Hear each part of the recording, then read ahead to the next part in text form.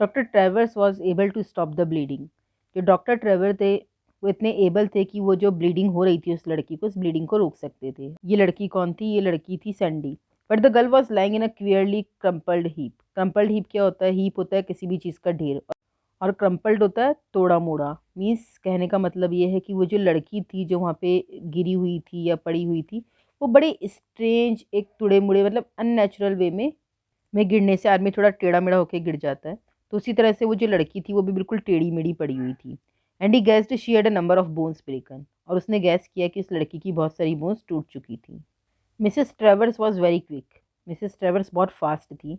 And in a few minutes and ambulance was wailing down the hill. और बहुत ही जल्दी जो एम्बुलेंस थी वो इस वैली में आ चुकी थी। अगर आपको याद हो तो जो मिस्टर ट्रेवर थे, डॉक्टर ट्रेवर ने उनको कहा था कि तुम एम्बुलेंस बुलाओ और मैं ये ब्लीडिंग रोकता हूँ लड़की की। तो उन्होंने बहुत जल्दी से कॉल कर दिया था, तो एम्बुलेंस आ गई थी।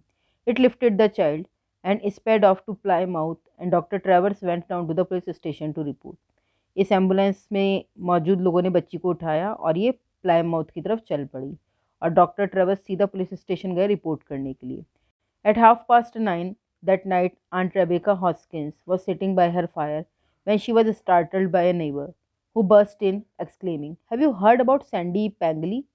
रात 9:30 आंट रेबिका हॉस्किंस फायर के पास बैठी थी। तभी एक पड़ोसी अचानक अंदर आया और घबराते हुए बोला, have you heard about Sandy Pengelly? क्या तुमने सैंडी पैंगली के बारे में सुना? पुअर लिटिल सोल, बेचारी छोटी सी बच्ची। And they don't know if she is likely to live. और उन लोगों को ये भी नहीं पता कि वो जिंदा बचेगी या नहीं बचेगी। Police have got the truck driver. Police ने उस ट्रक ड्राइवर को पकड़ लिया है। कौन सा ट्रक ड्राइवर? जिसकी वजह से एक्सीडेंट हुआ था। और आंट रेबेका वही थी जिनके घर पे सैंडी को रुकने जाना था। Horrified aunt Rebecca went down to her brother's house. बहुत डरी हुई आंट रेबेका भाग के अपने भाई के घर गई। She found the family with wide shocked faces. उसने पाया कि सारी फैमिली के बिल्कुल सफ़ेद और बिल्कुल शॉक्ड फेसेस थे। Bert and Jean were about to drive off to the hospital where Sandy had been taken.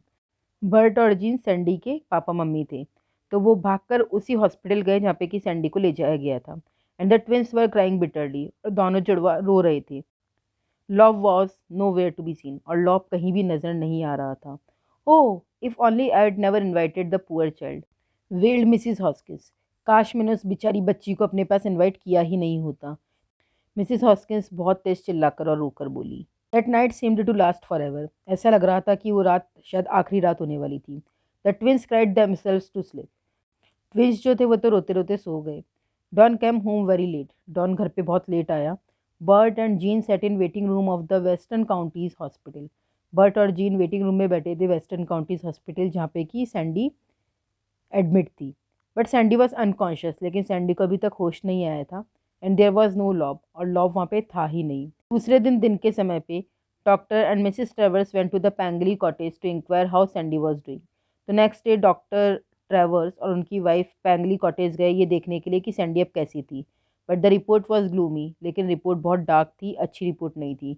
Still in a very serious condition. और अभी भी जो सैंडी थी वो बहुत सीरियस, बहुत सीवियर, बहुत हार्ड कंडीशंस में थी। The Western Counties Hospital is a large one, but by that afternoon it became noticeable that a dog seemed to have taken a position outside the hospital. जो western Counties hospital था एक बहुत बड़ा hospital था। लेकिन जब afternoon का time आया तो ये नोटिस किया गया कि जो डॉग था उसने हॉस्पिटल के बाहर अपनी पोजीशन ले ली थी with the fixed intention of getting in. और उस डॉग की एक ही इंटेंशन थी कि उसे हॉस्पिटल के अंदर आना था। Sometimes he would get a little way inside but firmly turn out again. कभी कभी वो थोड़ा सा अंदर आ भी रहा था हॉस्पिटल के, लेकिन उसको वापस बाहर निकाल दिया जाता था। Sometimes the guard at the main entrance offered him a bit of sandwich. और कभी कभी जो गार्ड था हॉस्पिटल का, जो मेन एंट्रेंस पे खड़ा था, वो उस डॉग को सैंडविच भी ऑफर कर रहा था। But he never at the sandwich. लेकिन उस डॉग ने एक भी बार सैंडविच नहीं खाया।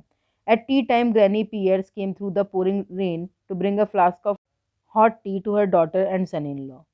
जब ग्रैनी पियर्स आई थी, बारिश हो रही थी उस वक्त पे, तो वो लेके आई थी एक गर्म टी का फ्लास्क अपनी बेटी के लिए और अपने दामाद के लिए। तो ये बेटी दामाद कौन थे? मिस्टर बर्ट एंड जीन, जो कि सैंडी के माता पिता थे, यानी कि सैंडी की नानी आई थी। Why bless me, exclaimed old Mrs Pearce. हे भगवान! ओल्ड मिसेस पियर से, जो कि बूढ़ी हो चुकी थी, वो बोली, that's lobe here, lobe, lobby boy. अरे ये तो लॉब है, अरे ये तो लॉब है, Lobby boy. Lob ran to her whining. Lob उनकी तरफ कंप्लेन करता हुआ भाग के गया। किन की तरफ? नानी की तरफ। I am sorry madam, you can't bring that dog in here, the guard said. उस गार्ड ने कहा कि मैडम मैं आपसे माफ़ी चाहता हूँ, आप इस डॉग को अंदर नहीं ले जा सकती। Mrs Pearce was a very determined old lady. लेकिन जो मिसेस पियर्से थी वो बहुत ही डिटरमाइंड दृढ़ निश्चयी औरत थी और उन्होंने डिसाइड किया था कि लॉब को मुझे अंदर लेके जाना ही होगा। मिसेस पियर्से ने उस गार्ड से कहा, now see here young man, guard तुम सुनो, that dog has walk 20 miles from Saint Kellan to get to my granddaughter. ये जो डॉग था ये 20 माइल्स चल के आया था सेंट किलान से मेरी ग्रैंड डॉटर से मिलने के लिए। And he ought to have his rights, और इसको सारे अधिकार प्राप्त है। He ought to get to see her, इसको ये भी राइट है कि ये सैंडी से मिल सकता है। Do you know, she went on bristling, that dog has walk the length of England twice to be with that girl. वो गार्ड के रोकने की वजह से थोड़ा सा इरिटेटेड थी, तो वो गुस्से में इरिटेट होते हुए बोलती गई, क्या तुम जानते हो इस डॉग ने मीन्स इस लॉब ने उस सैंडी उस लड़की से मिलने के लिए इंग्लैंड की दूरी 2 बार पार करी है। And you think you can keep him out with your fiddling rules and regulations, और तुम्हें क्या लगता है तुम अपने नॉनसेंस रूल्स एंड रेगुलेशन से इस डॉग को उस गर्ल से दूर रख पाओगे? फाइनली एक मेडिकल ऑफिसर जो था वो एग्री हो गया, पहले तो वो मना कर रहा था लेकिन वो एग्री हो गया लॉब को सैंडी से मिलने देने के लिए। It's strictly against every rule, ये हर रूल के बिल्कुल अगेंस्ट है। क्या अगेंस्ट है? कि एक डॉग हॉस्पिटल में एंट्री नहीं कर सकता। But as it's such a serious case we are making an exception, लेकिन ये एक बहुत सीरियस केस है तो हम इसमें एक एक्सेप्शन देते हैं। एक्सेप्शन मीन्स कि ऐसे तो अलाउ नहीं है कि हमारे हॉस्पिटल में कोई डॉग आए, कोई एनिमल आए और किसी पेशेंट से मिले, लेकिन मुझे ये थोड़ा एक्सेप्शन हटके केस लग रहा है तो हम अलाउ कर रहे हैं। He said to her quietly but only for a moment or two. तो उस डॉक्टर ने, उस मेडिकल ऑफिसर ने दादी से कहा कि लेकिन ये सिर्फ कुछ मोमेंट या 2 मिनट्स के लिए, थोड़ी देर के लिए मिल पाएगा। Without a word Lob followed Granny Pearce, बिना कुछ कहे लॉब ग्रैनी पियर से के पीछे पीछे आ गया। They walked to Sandy's room, वो लोग सैंडी के रूम में गए। Bert and Jean were inside, और सैंडी के मम्मी पापा ऑलरेडी पहले से अंदर थे। एवरीथिंग वॉज टेरिबली क्वाइट, बिल्कुल शांति छाई हुई थी और बहुत भयानक शांति थी वहाँ पे। There was a narrow bed with a lot of gadgets around it, वहाँ पे एक बहुत सकड़ा सा बेड था, उस बेड के चारों तरफ बहुत सारे गैजेट्स लगे थे। सैंडी ले देयर, सैंडी वहाँ पे लेटी हुई थी, वेरी स्टिल, और बिल्कुल पीसफुल लेटी हुई थी, कोई मूवमेंट नहीं, बिल्कुल साइलेंस के साथ। All Lob's attention was riveted on the bed, Lob का पूरा ध्यान सिर्फ बेड पे लगा हुआ था। लॉब लेट आउट अ फेंट wine anxious and pleading, lobe ने बहुत फेंट और हल्की सी कंप्लेनिंग वॉइस निकाली, बहुत वरिड, एंग्शियस मीन्स वरिड, और बहुत रिक्वेस्ट करती हुई आवाज़ निकाली। At the sound of that whine Sandy stirred just a little, और जैसी लॉब की आवाज़ आई सैंडी थोड़ा सा हिली। She side, her eyes opened looking at the door, वो थोड़ी सी हिली, उसकी सांसों की आवाज़ आई, उसकी आंखें खुली और उसने डोर की तरफ देखा।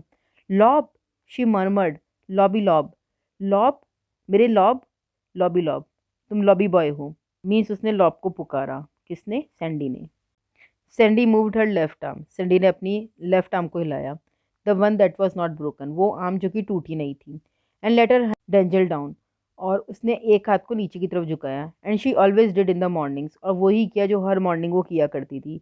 फॉर लॉब्स फरी हेड, वो अपने रोज मॉर्निंग में अपने हाथ से लॉब के फर वाले हेड को सहलाती थी, तो उसने अपने उस हाथ से उसके सर को सहलाया। Granny Pearce and Lob moved to the bedside, Granny Pearce और जो लॉब थे वो बेड साइड पे मूव हुए। She looked at the smile on her granddaughter's face as the gropings finger found Lob's wet ears and gently pulled them. जो दादी माँ थी उन्होंने स्माइल पास करी अपने ग्रैंड डॉटर के फेस को देख के। As she groping fingers found Lob's wet ears, क्योंकि उसकी जो उंगलियाँ थी वो लॉब के गीले कानों तक पहुँची। एंड जेंटली पुल्ड देम, और बहुत प्यार से सैंडी ने उनको खींचा। Good boy whispered Sandy and fail asleep again, और सैंडी ने फुसफुसाहट बहुत धीमी आवाज़ में कहा, प्यारे से लड़के, और वापस से सो गई। Granny Pearce led Lob out into the passage again, Granny Pearce वापस से लॉब को लेके बाहर निकल गई, क्योंकि उस मेडिकल ऑफिसर ने कहा था कि सिर्फ 1 या 2 मिनट के लिए आप मिलवा पाएगी। Gerry ran out swiftly down the stairs, फिर वहाँ से वो बहुत जल्दी से स्टेयर से नीचे भाग गया। Bert and Jean had come out into the passage, Bert और जीन भी बाहर गलियारे में आ गए। Listen mother said Bert, Bert ने ग्रैनी पियर्से से कहा कि माँ सुनो, Lob was killed by the same truck that hit Sandy, माँ लॉब उसी ट्रक से मारा गया था जिसने सैंडी को टक्कर मारी थी। Don found him, he was dead, और डॉन ने लॉब को देखा था और उसने पाया था कि लॉब मर चुका था। Slowly old Mrs Pearce and then the other two turn to look at the trail of dripping wet footprints that led down the hospital stairs. फिर धीरे धीरे मिसिस पियर्से और वो दोनों कौन, बर्ट और जीन ने मुड़कर उन गीले टपकते पैरों के निशानों को देखा जो कि हॉस्पिटल के स्टेयर से नीचे जा रहे थे।